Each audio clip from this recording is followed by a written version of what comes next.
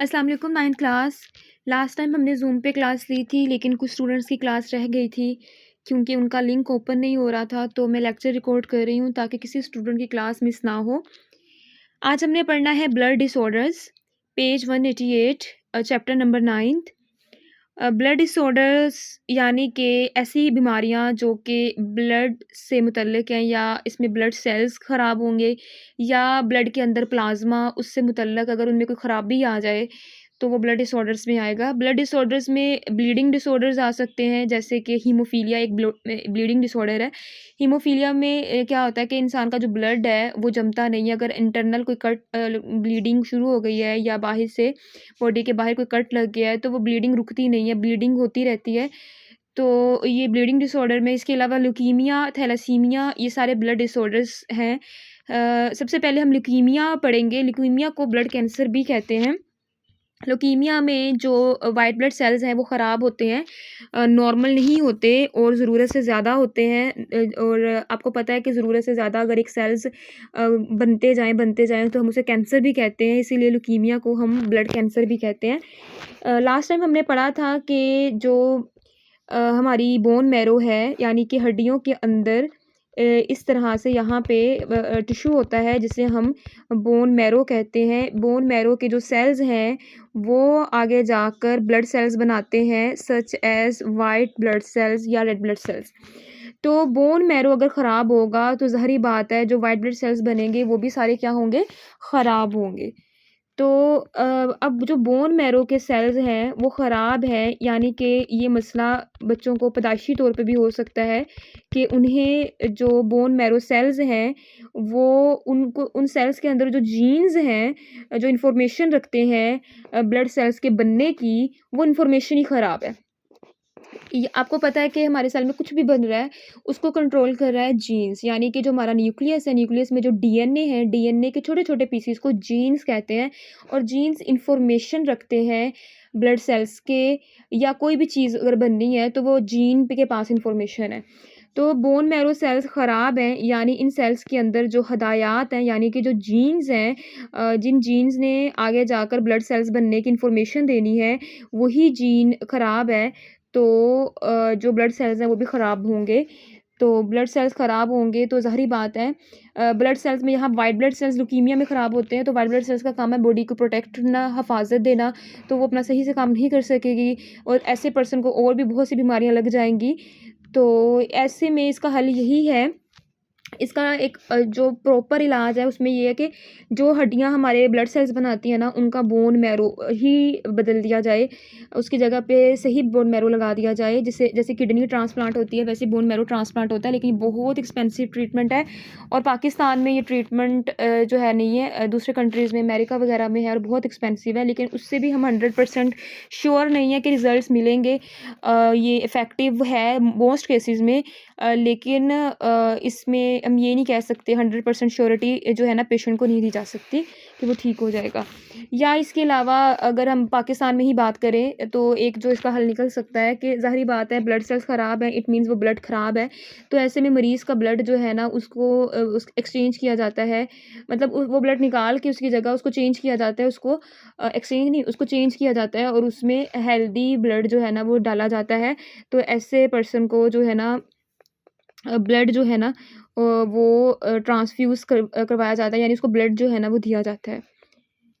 तो खराबी किधर है? बोन मैरो की जीन के अंदर, जो कि रिस्पॉन्सिबल है आगे जाके उसने व्हाइट ब्लड सेल बनाने। अच्छा, इसमें अब हमारा बोन मैरो के अंदर ना, मैंने अभी जैसे बताया था, इसमें लिम्फ टिश्यू सेल्स भी होते हैं। लिम्फ टिश्यू सेल्स का काम है कि अगर कहीं खराबी हो रही है ना, उस खराबी को ठीक करना है इसने।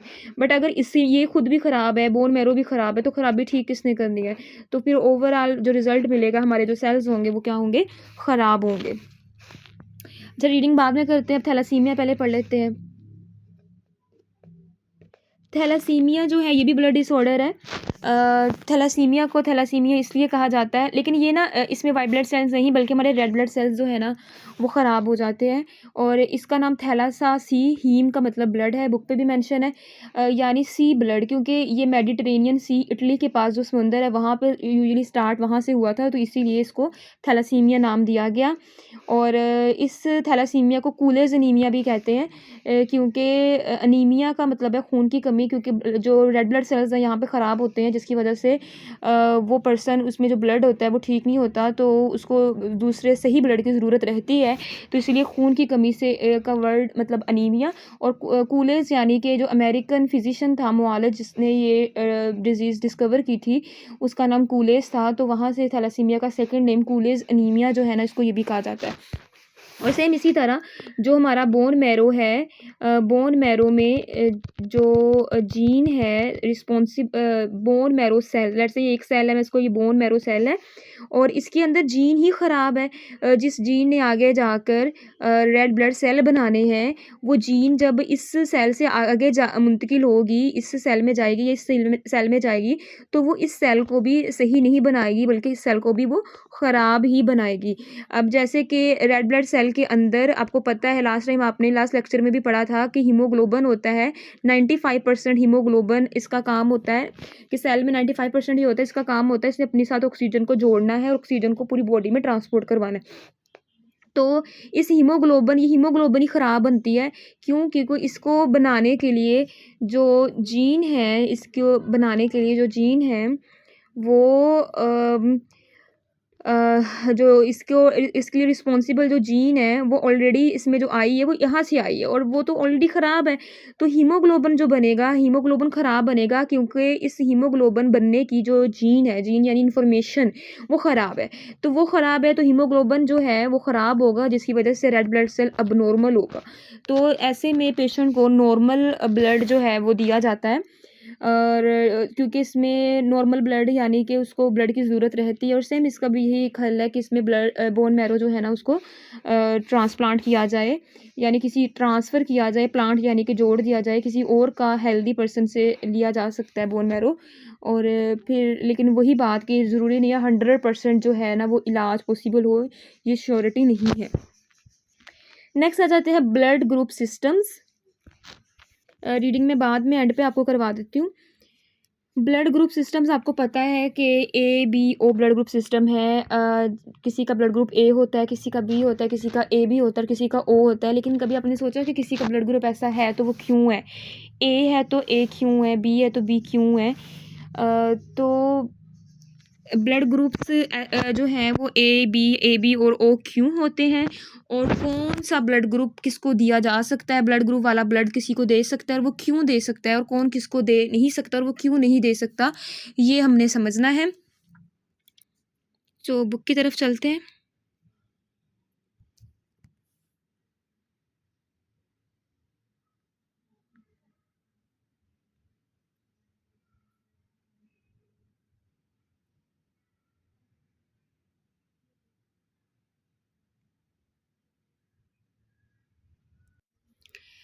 अच्छा, अब यहाँ पे हमारे पास ना 4 तरह के ब्लड ग्रुप्स आ जाते हैं, जिसमें ब्लड ग्रुप ए है, ब्लड ग्रुप बी है, ब्लड ग्रुप ए बी है, ब्लड ग्रुप ओ है। हमारे जो ब्लड सेल्स होते हैं, ब्लड सेल्स की, लेट्स से ये ब्लड सेल है, ब्लड सेल की सतह के ऊपर होते हैं मॉलिक्यूल्स, जैसे ये आपको मॉलिक्यूल्स नज़र आ रहे हैं। इन मॉलिक्यूल्स को हम नाम देते हैं एंटीजन्स। अब ये एंटीजन्स ना, ये मॉलिक्यूल्स डिफरेंट किस्म के हो सकते हैं। तो ये एक मॉलिक्यूल है जिसको हमने नाम दे दिया ए का, ठीक है? तो पहचान के लिए ए का नाम दे दिया। तो जिसके ब्लड सेल में इस तरह का मॉलिक्यूल होगा और उसे हम ए एंटीजन कहेंगे। यानी ए एंटीजन मॉलिक्यूल, एंटीजन क्या है? मॉलिक्यूल है। तो जिसके पास इस तरह का मॉलिक्यूल होगा यानी उसके पास ए एंटीजन है, तो उसका जिस जौन सा एंटीजन होगा वही ब्लड ग्रुप होगा। तो इसी तरह एंटीजन्स यहाँ पे 2 तरह के हैं, एक एंटीजन ए और एक एंटीजन बी। जिसके पास एंटीजन बी होगा उसका ब्लड ग्रुप जो है ना वो बी होगा। जिसके पास दोनों एंटीजन्स होंगे उसका ब्लड ग्रुप ए और बी दोनों होगा, यानी ए बी होगा। और जिसके पास कोई एंटीजन नहीं होगा तो उसको, अच्छा उसके पास एंटीजन तो नहीं है, एंटीजन के अलावा यहाँ पे कुछ और होता है उनके पास, कोई और जो है वो मॉलिक्यूल होता है, बट वो ये वाला ए और बी वाला नहीं होता, ठीक है। तो ए और बी एंटीजन जिसके पास नहीं है तो उसको, उसके ब्लड ग्रुप को हमने ओ का नाम दे दिया। अब ये बात याद रखनी है आपने कि जिसकी ब्लड सेल के सरफेस पे कौन सा एंटीजन होगा उसका ब्लड ग्रुप जो है ना वो वही होगा। अब हमारा जो सीरम है, सीरम कहते हैं कि जो ब्लड प्लाज्मा है, ब्लड प्लाज्मा आपने लास्ट टाइम पढ़ा था, हमारे ब्लड में ब्लड सेल्स को छोड़ के बाकी जो बचता है वो प्लाज्मा है। प्लाज्मा के अंदर खून को क्लोट करवाने वाली प्रोटीन्स होती है जिसे फिब्रिनोजन कहते हैं। अगर प्लाज्मा में से ब्लड क्लोटिंग प्रोटीन्स को रिमूव कर दें, if we remove blood clotting proteins from plasma then the remaining will be serum. अब जो बाकी का बचा होगा वो सीरम होगा। सीरम के अंदर होती है प्रोटीन्स, उन प्रोटीन्स को हम नाम देते हैं एंटीबॉडीज़, ठीक है। ये आपने अच्छे से याद रखना है ताकि नेक्स्ट आपको ये आप कन्फ्यूज़ ना हो, ये साथ साथ आप अच्छे से इसको याद रखते जाएं। सीरम के अंदर होती हैं प्रोटीन्स जिन्हें हम क्या कहते हैं, एंटीबॉडीज़, और ब्लड सेल्स के ऊपर होती हैं मॉलिक्यूल्स जिन्हें हम कहते हैं एंटीजन्स। अब हम ये बात याद रखनी है कि जिस शख्स के अंदर जौन सा एंटीजन होगा वो वाली एंटीबॉडी नहीं होगी। जिस तरह एंटीजन एंटीजन ए और बी होता है ना, इसी तरह एंटीबॉडी ए और एंटीबॉडी बी होती है। तो लेकिन जिसके अंदर एंटीजन ए है ना, यानी जिसका ब्लड ग्रुप ए है, उसके अंदर एंटीबॉडी ए कभी नहीं होगा। किसी भी शख्स के अंदर वो एंटीबॉडी होगी जो एंटीजन उसके पास नहीं है। कैसे? जैसे एक शख्स के पास एंटीजन ए है, उसका ब्लड ग्रुप ए है, तो उसके पास एंटीबॉडी ए नहीं होगी, उसके पास क्या होगी, एंटीबॉडी बी, ठीक है। क्योंकि जो एंटीजन है ना वो वही सेम एंटीबॉडी ए नहीं होगी, ये बात याद रखनी है। ऐसा क्यों है वो आपको आगे जाके समझ आ जाएगी कि सेम एंटीबॉडी क्यों नहीं होती। इसी तरह से अब अगर एंटीजन बी है तो उसके अंदर एंटीबॉडी ए होगा, और अगर किसी के पास दोनों एंटीजन्स हैं तो उसके पास कोई एंटीबॉडी नहीं होगा, क्योंकि मैंने क्या कहा कि जो एंटीजन है वो एंटीबॉडी कभी नहीं होगी। यानी अगर एंटीजन ए है तो एंटीबॉडी एक होगी नहीं। अब इसके पास अब एंटीजन, दोनों एंटीजन है तो डेफिनेटली इसके पास ना एंटीबॉडी ए होगी और ना एंटीबॉडी बी होगी, यानी इसके पास कोई एंटीबॉडीज़ नहीं है। और इसी तरह अगर किसी के ब्लड सेल्स के ऊपर ना ही कोई ए एंटीजन है ना ही बी है, तो यानी इसके अंदर वही एंटीबॉडी होगी जो एंटीजन इसके पास नहीं है। फिर रिपीट कर रही हूँ, किसी भी शख्स के अंदर वो एंटीबॉडी होगी जो एंटीजन उसके अंदर नहीं है। जो एंटीजन होगी उस जैसी सेम एंटीबॉडी नहीं होगी, ठीक है। तो चाहे तो आप वीडियो को ना स्लो कर ले, स्लो करके समझ ले, क्योंकि मैं इसे यूट्यूब पे अपलोड कर रही हूँ, तो आप सेटिंग पे जाके स्पीड को स्लो कर ले ताकि आपको ये समझ आ जाए अच्छे से, ताकि आप इसमें कंफ्यूज ना हो, ठीक है। अच्छा, होप सो यहाँ तक समझ आ गई होगी। अब आगे चलते हैं। अब ये तो समझ आ गया कि कौन सा एंटीजन होगा तो ब्लड ग्रुप कौन सा होगा। अब हम बात कर लेते हैं कौन किसको ब्लड ग्रुप जो है ना वो दे सकता है। लेट्स से क्या आपका ब्लड ग्रुप है बी, ठीक है। आपका ब्लड ग्रुप क्या है, बी, यानी आपके अंदर एंटीजन बी है और एंटीबॉडीज ए है। अच्छा, इसको समझने से पहले ना एक बात उनका फंक्शन समझ लें। एंटीबॉडीज प्रोटीन्स हैं, ये वो प्रोटीन्स हैं, आप कह लो कि ये हथियार हैं, ये हथियार है, ठीक है, वेपन्स है। जैसे किसी को किल करने के लिए तलवार हो, वो क्या है, हथियार है। तो एंटीबॉडीज हथियार है। ये हथियार किसके खिलाफ बने हैं, ये हथियार बनते हैं एंटीजेंस के खिलाफ पे।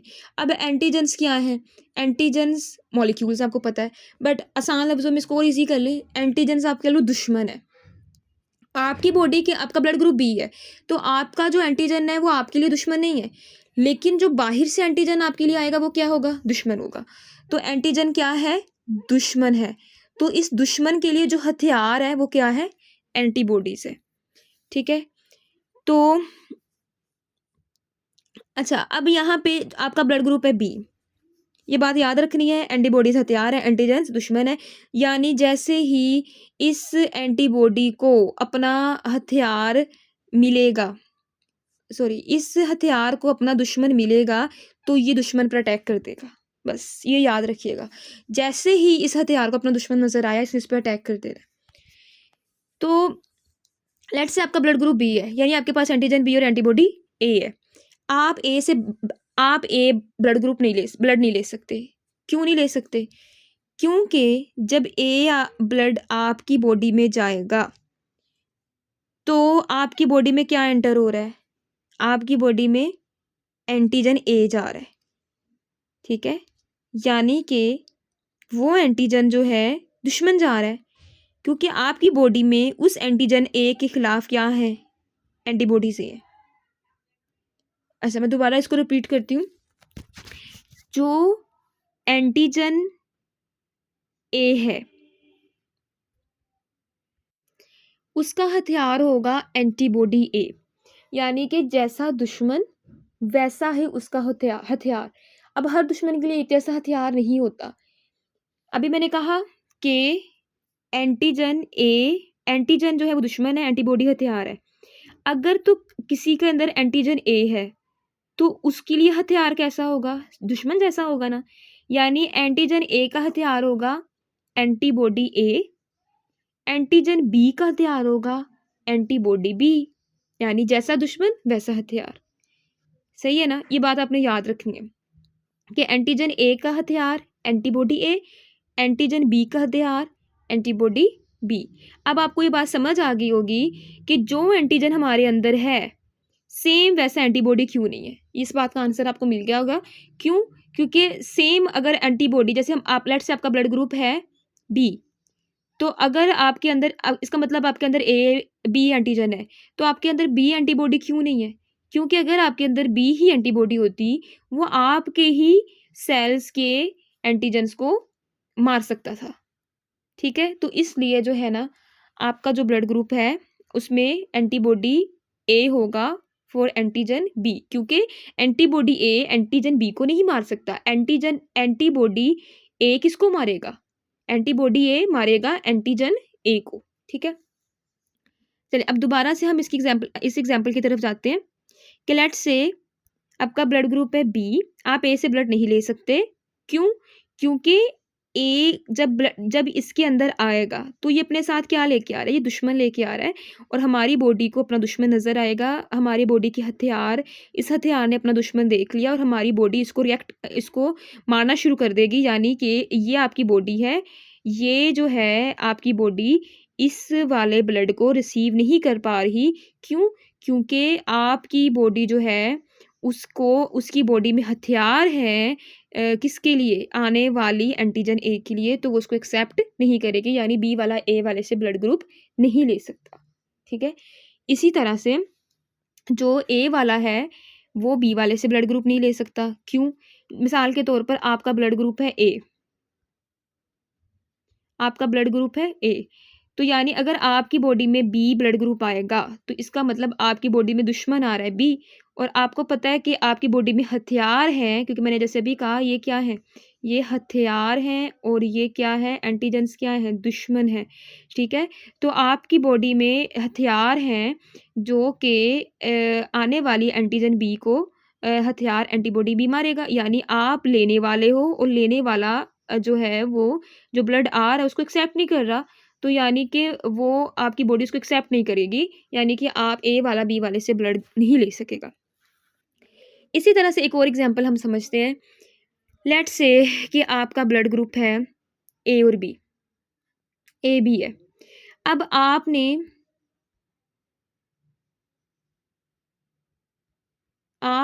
ब्लड लिया ए से, आपका ब्लड ग्रुप क्या है? ए बी, और आप किससे ले रहे हो? ए से। तो आप ए से ले सकते हो। क्यों? क्योंकि बस आपने ये देखना है कि जो ब्लड ले रहा है, जैसे आप ले रहे हो ना ब्लड, आपने ये देखना है कि मैं जिसका ब्लड ले रहा हूँ, कहीं मेरी बॉडी में जो एंटीबॉडीज़ हैं, आपने बस ये देखना है कि कहीं मेरी बॉडी की जो एंटीबॉडीज़ हैं, वो आने वाले ब्लड के अंदर उसकी मुतल्लिका एंटीजन्स तो नहीं है। कैसे? यानी अगर आपका ब्लड ग्रुप बी है, तो आपकी बॉडी में एंटीबॉडीज़ कौन-सी होंगी? ए, जो कि क्या है? हथियार है, ठीक है? बस आपने ये देखना है कि आप जो लेने वाला है आप हो ना, तो आपने अपनी बॉडी में देखना है कि कहीं आपकी बॉडी में जो ब्लड आ रहा है और आपकी बॉडी में उस ब्लड के लिए हथियार तो नहीं पड़े, बस आपने ये चीज़ देखनी है, ठीक है। अब जैसे कि आपका ब्लड ग्रुप ए बी है, आप किससे ले रहे हो, ए से ले रहे हो, तो आप देखिए आपकी बॉडी में तो कोई हथियार नहीं है, यानी कि आप ए से ब्लड ले सकते हो, तो सिंपल आप ले सकते हो, यानी ए बी ए से ले सकता है। लेकिन यहाँ पे एक क्वेश्चन ये भी तो आ सकता है ना कि जो ब्लड जा रहा है, जो ब्लड जा रहा है उसके अंदर भी तो हथियार है ना। यानी कि अब ये आप जिससे ब्लड ले रहे हो उसके अंदर एंटीबॉडी भी है, यानी हथियार है। किसके लिए हथियार है, आपके ब्लड में जो अब एंटीबॉडी भी ने किस, इसका दुश्मन कौन है, इसका दुश्मन है एंटीजन बी। यानी आप लेने वाले हो, आप जो ले रहे हो किसका ले रहे हो, आप एक वाले का ले रहे हो, आपकी बॉडी में हथियार आ रहे हैं जो आपकी बॉडी के एंटीजन्स को एंटीजन बी को मार सकते हैं। यानी आपकी बॉडी के एंटीजन्स खतरे में है, लेकिन फिर भी मैं कह रही हूँ कि आप ए वाले से ब्लड ले सकते हो। ऐसा क्यों है? अच्छा, इसको समझने के लिए ना मैं आपको एग्जांपल देती हूँ। लेट्स से कि ना एक बच्चा है, वो छोटा बच्चा नर्सरी में, वो स्कूल एडमिशन उसका करवाते हैं। तो अगर वो बच्चा नहीं जाना चाहता स्कूल में, तो कोई फ़ायदा होगा? कोई फ़ायदा नहीं होगा, क्योंकि वो बच्चा रोएगा 2 दिन 3 दिन और आहिस्ता-आहिस्ता वो स्कूल में एडजस्ट हो जाएगा। लेकिन अगर एक अदारा ही एक बच्चे को ना रखना चाहे, तो फिर कोई फ़ायदा होगा? यानी कि वो बच्चा कभी भी स्कूल नहीं आ सकेगा, क्योंकि वो अदारा एडमिशन इसका नहीं हो सकता, वो ऐड ही नहीं हो सकता, क्योंकि स्कूल वाले नहीं इसको लेना चाहते। तो सेम यही बात है, ऐसा क्यों है? क्योंकि स्कूल बड़ा है, पावर है उसकी, बच्चा छोटा है। यानी हमने ये देखना है, लेने वाले को देखना है। अब जैसे हमारे अंदर अगर ब्लड जा रहा है, तो वो जो ब्लड है उसकी वो मिकदार कम है। समझ लें वो जो बाहर से आ रहा है वो बच्चा है छोटा, जो मैंने बताया भी आपको। और आपकी जो बॉडी का ब्लड है वो पूरा ज़्यादा मिकदार में वो स्कूल है। तो बाहर से आने वाला चीखेगा, रोएगा, चिल्लाएगा, थोड़ा बहुत अगर करेगा भी, तो वो थोड़ी दिन तक एडजस्ट हो जाएगा आपकी बॉडी में। लेकिन अगर आपकी बॉडी, क्योंकि ब्लड आपका ज़्यादा मिकदार में है, अगर वो सारा सुनी उसकी जाएगी जो ज़्यादा मिकदार में है, जो बोलेगा ज़्यादा, जो बड़ा है, तो हमारी बॉडी का ब्लड ज़्यादा है, उसकी सुनी जाएगी। अगर वही ना लेना चाहे, बाहर से जो ब्लड आ रहा है, तो मसला है, तो नहीं हम ले सकते। तो सेम यही चीज़ मैं दोबारा रिपीट कर देती हूँ कि आप लेने वाले हो, ठीक है? आप जो है लेने वाले हो, ए बी हो, आप किससे ले रहे हो, ए से। आपकी बॉडी कोई हथियार कर रही है, आपकी बॉडी कोई लड़ाई कर रही है, नहीं, क्योंकि उसमें तो वो हथियार ही नहीं है जो लड़ेगी से एंटीजन से। तो वो तो आपकी बॉडी एक्सेप्ट कर रही है। ये देखना है कि लेने वाले की बॉडी एक्सेप्ट करे, ये देखना है बस, ठीक है। अब जो दे रहा है उसमें भी तो एंटीबॉडी है, वो लड़ाई कर रही है, वो एंटीबॉडी आती है, उसके हथियार है, क्योंकि एंटीबॉडी क्या है, हथियार है। तो ये लड़ाई कर रही है, किससे लड़ाई कर रही है, ये लड़ाई कर रही है एंटीजन ए और बी से, ठीक है। तो एंटीबॉडी ए जब आएगी तो जो जिसमें जा रही है उसके अंदर जाके फाइट करना शुरू कर देगी, क्योंकि उसे एंटीबॉडी बी को अपना दुश्मन मिल गया, एंटीजन बी। लेकिन इसके लड़ने का कोई इतना फायदा नहीं होगा, क्योंकि आने वाले का ब्लड थोड़ा है बनिस्बत लेने वाले में ज़्यादा है। तो वो थोड़ा बहुत रिएक्शन अगर होगा अभी स्टार्टिंग में, लेकिन वो मसला इतना नहीं होगा, वो एडजस्ट हो जाएगा। यानी ए भी जो है ना, वो ए से ब्लड ले सकता है। तो सेम इसी तरह यही जो चीज़ अगर आपको इतना समझ आ गया है ना, तो इसका मतलब आपको सारा समझ आ गया, आप सब समझ जाओगे कौन सा किसको ब्लड दे सकता है। बस यही आपने चीज़ जो है वो देखनी है कि जो ब्लड ले रहा है, बस ये देखना है कि उसके हथियार आने वाले दुश्मनों को तो नहीं मार रहे, कि उसके हथियार जो उसकी बॉडी में है उसको अपना दुश्मन तो नहीं मिल गया। अगर उसको अपना दुश्मन मिल गया है तो वो उससे ब्लड नहीं ले सकता। अगर जिसका ब्लड उसकी बॉडी में जा रहा है, जो ब्लड आपकी बॉडी में जा रहा है, अगर आपकी बॉडी को अपना दुश्मन उसमें नहीं मिलता तो कोई मसला नहीं होगा, ठीक है। चाहे आने वाले ब्लड को जो है ना आपकी बॉडी में आने में मसला हो, वो हम नहीं देखेंगे, ठीक है। तो this is all about blood transfusion.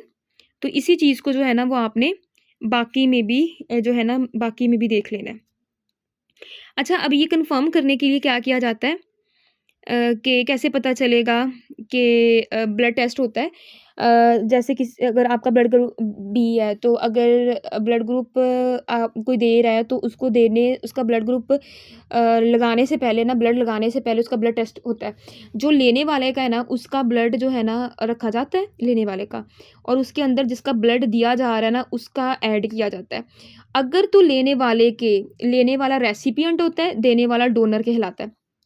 अगर लेने वाले के ब्लड के अंदर इस तरह से गुच्छे बन जाए, क्लम्प्स बन जाए, क्या क्लम्प्स बन जाए, यानी कि मसला कैसे होगा? मिसाल के तौर पे ये लेने वाले का ब्लड है और जो देने वाला है, डोनर है उसका ब्लड जाता है, तो लेने वाले पता कैसे चलेगा कि लेने वाला ले नहीं रहा?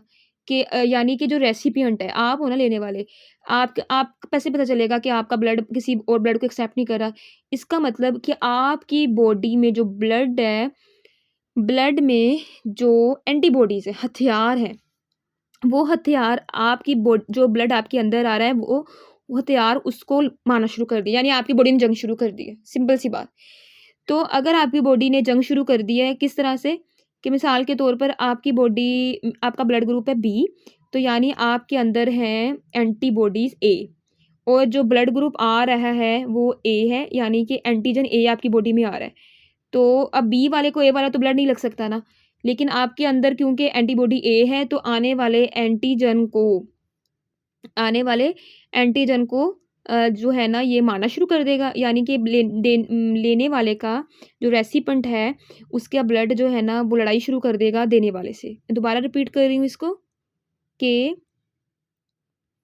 लेट्स से ये लेने वाले का ब्लड है और ये देने वाला जब इसको देगा, लेने वाला अगर जो है लेने वाले के जो सेल्स हैं जब वो एक्सेप्ट नहीं करेंगे तो क्या होगा? यानी कि जब ये आया इसके अंदर ये लेने वाला है, रेसिपिएंट है, लेने वाला है। तो इसको हथियार क्या करते हैं? दुश्मन को लग जाएँगे।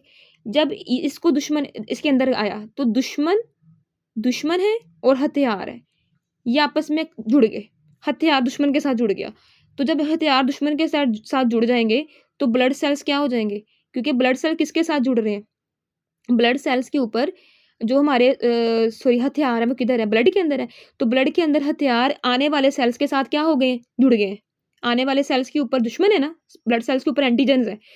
तो दोबारा रिपीट कर रही हूँ, लेने वाले के ब्लड में जो सीरम है, यानी कि लेने वाले के ब्लड में जो हथियार हैं, वो देने वाले के ब्लड सेल्स के ऊपर दुश्मन को पालेगा और उसको उसके साथ जुड़ जाएगा, जिसकी वजह से लेने वाले के ब्लड में इस तरह से सेल्स आपको नज़र आएँगे, क्लम्प्स बन जाएँगे, गुच्छे से बन जाएँगे। ये गुच्छे ये ज़ाहिर कर रहा है कि यहाँ पे झगड़ा हो रहा है, ठीक है?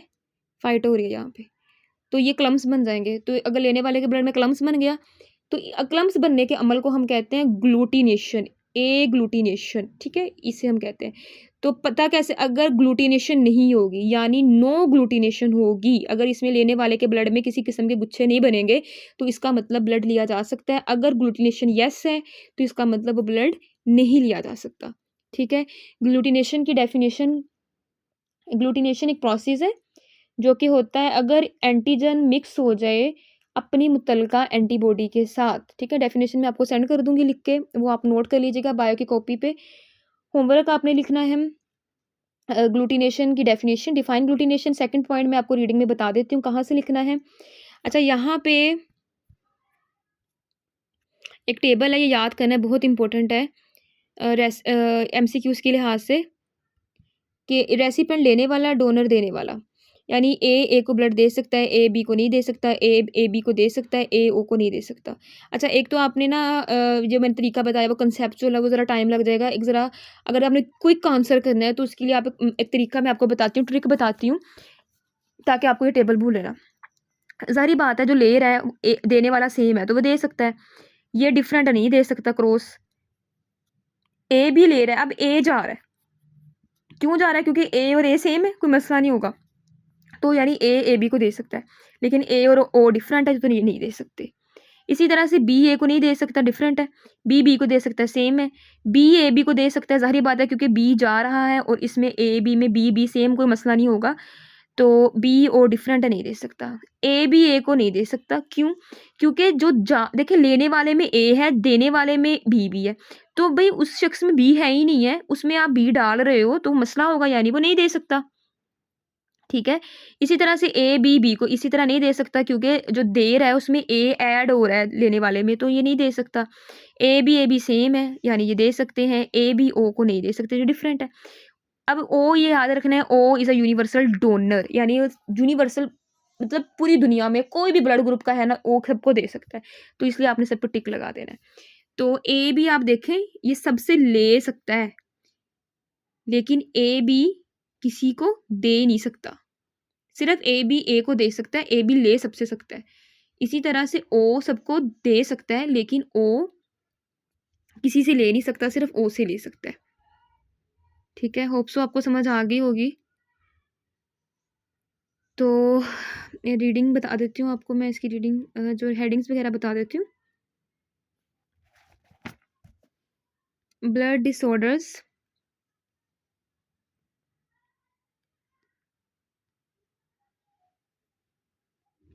लुकीमिया। डेफिनेशन देखिए, लुकीमिया क्या होता है कि इसमें प्रोडक्शन होती है ग्रेट नंबर, बहुत ज़्यादा जो है इमैच्योर यानी कि सेल्स काम करने के काबिल नहीं है, मैच्योर नहीं है, और सारे के सारे सेल्स ख़राब है, नॉर्मल वाइट ब्लड सेल्स होते हैं। इसके बाद इसकी हेडिंग देंगे काज। एक काजिस क्या है, कैंसरस म्यूटेशन हो जाती है, जीन्स के अंदर चेंज आ जाती है, कौन सी जीन्स के अंदर, जो बोन मैरो या लिम्फ टिश्यू सेल्स हैं उसमें। इसके बाद यहाँ पे हेडिंग देंगे रिजल्ट्स की। म्यूटेशन के नतीजे में क्या होता है कि अनकंट्रोल प्रोडक्शन होती है, सेल्स बन भी ज़्यादा रहे होते हैं, अनकंट्रोल्ड होते हैं, इसी वजह से हम इसे कैंसर कहते हैं, और वो सारे के सारे डिफेक्टिव ख़राब वाइट ब्लड सेल्स होते हैं। तो इसके बाद यहाँ पे आप इसकी हेडिंग दोगे ट्रीटमेंट की। It is very serious disorder, और पेशेंट के ब्लड को रेगुलरली चेंज करना पड़ता है नॉर्मल ब्लड के साथ, और इसका क्योर इलाज किया जा सकता है बाय बोन मैरो ट्रांसप्लांट के साथ। ये बहुत इफेक्टिव है, लेकिन बहुत एक्सपेंसिव ट्रीटमेंट है। साइन इन्फॉर्मेशन देख लेते हैं। दुनिया में जो है सेलिब्रेट किया जाता है इंटरनेशनल थैलासीमिया डे 8 मई को। एमसीक्यूज़ इंपॉर्टेंट एमसीक्यूज़ है। ये दिन मनाया जाता है रेज़ बढ़ाने में, पब्लिक अवाम में आगाही थैलासीमिया के बारे में, और टू हाईलाइट निशानदेही करनी है इंपॉर्टेंस अहमियत किस बारे में, केयर फॉर थैलासीमिया पेशेंट्स। ताकि इस दिन का मकसद ही यही है कि लोगों में अवेयरनेस हो, ताकि वो ब्लड जैसे सेंटर्स होते हैं, थैलासीमिया सेंटर्स होते हैं, वहाँ पे जाकर अगर कोई हेल्दी पर्सन अगर वो अपना ब्लड जो है वो डोनेट कर भी दे, तो उसके लिए इतना मसला नहीं होगा, लेकिन दूसरे का भला हो जाएगा। तो ये पब्लिक में अवेयरनेस देनी है, ताकि केयर जो है मरीज़ों की जो है वो की जा सके। सेकंड साइड इन्फॉर्मेशन है, there are about 60 to 80 million people दुनिया में जो कि थैलासीमिया का शिकार है। इंडिया, पाकिस्तान, ईरान जो है ना, इसमें थैलासीमिया के मरीज़ बहुत ज़्यादा है। सिर्फ पाकिस्तान में 2,50,000 ऐसे मरीज़ हैं। पेशेंट जो है उसको पूरी ज़िंदगी के लिए ब्लड ट्रांसफ्यूजन की ज़रूरत पड़ती रहती है, और ये बात थैलासीमिया इंटरनेशनल फाउंडेशन के मुताबिक जो है ना वो उन्होंने लिखी हुई है। थैलासीमिया थैलासीमिया को कुलेज अनीमिया भी कहते हैं। यहाँ से इसकी डेफिनेशन है, स्टार्स एक जेनेटिक मसला है, म्यूटेशन होती है जीन में जो हीमोग्लोबिन बनाती है। इस म्यूटेशन के नतीजे में प्रोडक्शन होती है ख़राब हीमोग्लोबिन की, और पेशेंट जो है ना वो ऑक्सीजन को प्रॉपर्ली उसकी बॉडी में वो ट्रांसपोर्ट सही से नहीं हो सकती। तो यहाँ पे आप रिज़ल्ट की हेडिंग दे सकते हो द म्यूटेशन पे, और आप डेफिनेशन में यहाँ से रिज़ल्ट 2 हेडिंग्स बना के आपको पूरे नंबर मिल जाएंगे। यहाँ पे आप ट्रीटमेंट की हेडिंग दोगे, ठीक है, यहाँ तक। Next blood group system.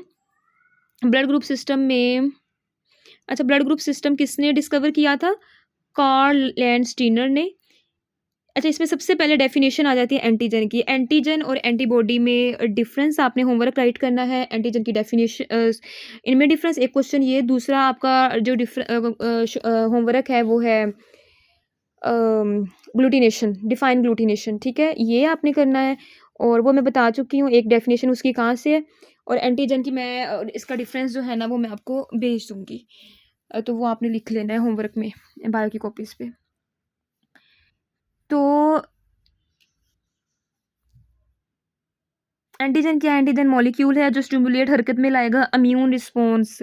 आपको पता है ना कि एंटीजन की वजह से ही एंटीबॉडी की प्रोडक्शन होती है, क्योंकि एंटीजन एक ऐसा मॉलिक्यूल है जो कि दुश्मन है एंटीबॉडीज़ का, और एंटीबॉडी की प्रोडक्शन जैसे ही बाहर से कोई एंटीजन आएगा तो हमारी बॉडी में उसके खिलाफ एंटीबॉडीज़ प्रोड्यूस हो, या तो पहले से मौजूद होती हैं या हमारी बॉडी प्रोड्यूस कर लेती हैं, वो अलग सिस्टम हम बाद में देखेंगे कैसे प्रोड्यूस करती हैं। अच्छा, तो डिस्कवरी की हेडिंग दोगे यहाँ पे आप। किसने डिस्कवर किया था? ऑस्ट्रियन, ऑस्ट्रेलिया नहीं, ऑस्ट्रेलिया और है, ऑस्ट्रियन मुल्क और है। उसमें साइंटिस्ट है कार्ल लैंडस्टीनर, और ये याद रखना 1900 में इंपॉर्टेंट एमसीक्यूज है। उनको नोबेल प्राइज़ भी मिला था उनको अपने काम की वजह से। यहाँ पे आप हेडिंग दोगे डिफरेंट ब्लड ग्रुप्स। 4 किस्म के ब्लड ग्रुप्स होते हैं जो एक दूसरे से, अच्छा ये रीडिंग सारी जो मैंने आपको पढ़ाया ना बहुत आसान है, ये आपने कर लेनी है। यहाँ पे हेडिंग आप दोगे आफ्टर बर्थ, यहाँ पे हेडिंग दोगे आप एंटीबॉडीज़ प्रोडक्शन की, ठीक है। यहाँ पे मैं है सीरम का आपको पता चल गया। कोरोस्पोंडिंग का वर्ड है, इसका मतलब होता है मुतल्लका, मुतल्लका एंटीजन, ठीक है। कोरोस्पोंडिंग का मतलब है मुतल्लका। यहाँ पे एक वर्ड होगा एंटी ए एंटीबॉडी। इसका यहाँ पे एंटी का मतलब होता है मुखालिफ, यहाँ पे एंटी का मतलब अगेंस्ट है, ठीक है। यानी इस ये जो लाइन है ना, इस लाइन में मैं आपको इसकी रीडिंग करवा देती हूँ। इसमें उन्होंने ये कहा हुआ है कि लेट्स से अगर एक शख्स है, उसका ब्लड ग्रुप है बी, यानी उसके अंदर एंटीजन कौन सी होगी, बी, तो उसके अंदर कौन सी एंटीबॉडीज होंगी, जाहिर बात है ए एंटीबॉडी होगी, यही पढ़ा है ना हमने। ये एंटीबॉडीज की यहाँ पे प्रोटीन्स की शेप ना वाई शेप होती है, तो ये एंटीबॉडी ए बनेगी। तो वो यहाँ पे लिख रहा है कि एंटी मुखालिफ, यानी कि बी एंटीजन के खिलाफ मुखालिफ क्या बनेगी, ए एंटीबॉडी बनेगी।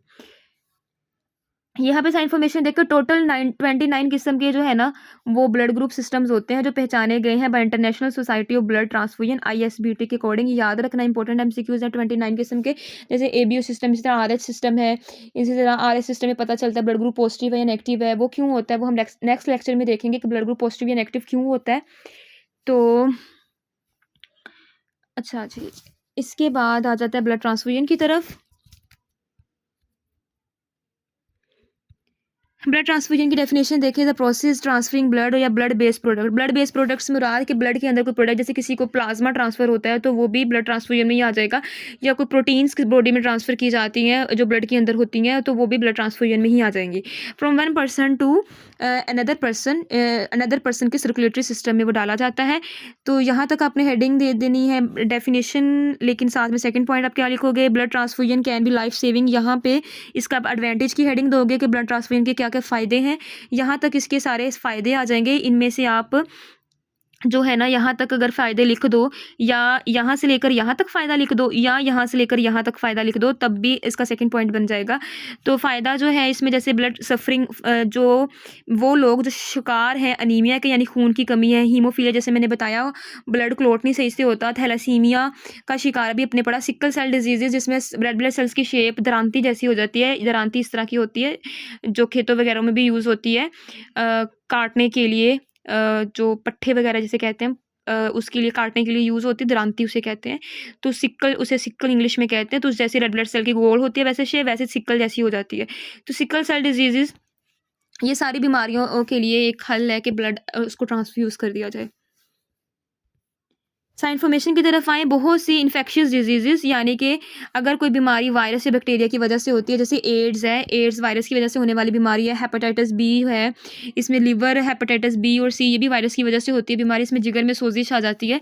तो ये बीमारियों में भी अगर किसी को कोई बीमार है और देने वाले का ब्लड, उसको पहले टेस्ट किया जाएगा कि उसको किसी किस्म की कोई बीमारी तो नहीं है, ताकि लेने वाला बीमार ना हो जाए। तो इसलिए बिफोर ब्लड ट्रांसफ्यूजन, खून देने से पहले किस चीज़ को श्योर किया जाता है, क्या चीज़ चेक की जाती है। अगर मैं आपसे पूछूं कि ब्लड देने से पहले क्या चीज़ चेक की जाती है, तो आपने बताना है कि देने वाले के खून में किसी किस्म के जरासीम ना हो, किसी किस्म का कोई इन्फेक्शन उस देने वाले को ना हो, ठीक है। ग्लूटिनेशन की डेफिनेशन मैं आपको सेंड कर दूंगी यहाँ पे। अच्छा, ग्लूटिनेशन का सेकंड पॉइंट आप यहाँ से बनाओगे, यहाँ पर आप हेडिंग दोगे टेस्ट फॉर ग्लूटिनेशन, ठीक है। यहाँ पे हेडिंग दोगे टेस्ट फॉर ग्लूटिनेशन, तो ये सारा इसमें आ जाता है टेस्ट फॉर ग्लूटिनेशन, ठीक है। क्रॉस मैच का मतलब होता है आपस में मैच करना, क्रॉस मैच यानी दोनों ब्लड ग्रुप्स को मैच करना। कंपैटिबिलिटी का मतलब होता है सिमिलर, एक जैसा। क्रॉसपॉन्डिंग मुतलका को कहते हैं। क्लम्प्ड जैसे मैंने बताया था, गुच्छे बन जाना, जुड़ जाना, स्टिक हो जाना, इकट्ठे हो जाना। तो अगर ग्लूटिनेशन की डेफिनेशन आ जाए तो डेफिनेशन आपने जो लिखनी है उसमें सेकंड पॉइंट आपने याद लिखना है, transfusion of blood is done, कैसे की जाती है, खून को कैसे दिया जाता है, ये बात कंफर्म करके कि ग्लूटिनेशन नहीं हो रही, क्लम्पिंग ऑफ सेल्स नहीं हो रही लेने वाले के ब्लड में। तो ये आपने सेकंड पॉइंट जो मैंने हेडिंग बताई है वो दे के सेकंड पॉइंट आपने बना लेना, इससे आपको 2 नंबर मिल जाएंगे, ठीक है जी। और टेबल आपने याद कर लेना है जो आगे है ये वाला, ठीक है। तो सारी इस टॉपिक की सारी इन्फॉर्मेशंस भी हमने कर ली हैं। और जो है ना, आपको कोई क्वेश्चन हो तो आप मुझसे पूछ सकते हो, ये वाला टेबल आपने कर लेना है। आज सिस्टम इंशाल्लाह ताला हम कल पढ़ेंगे, ठीक है। अल्लाह हाफिज़।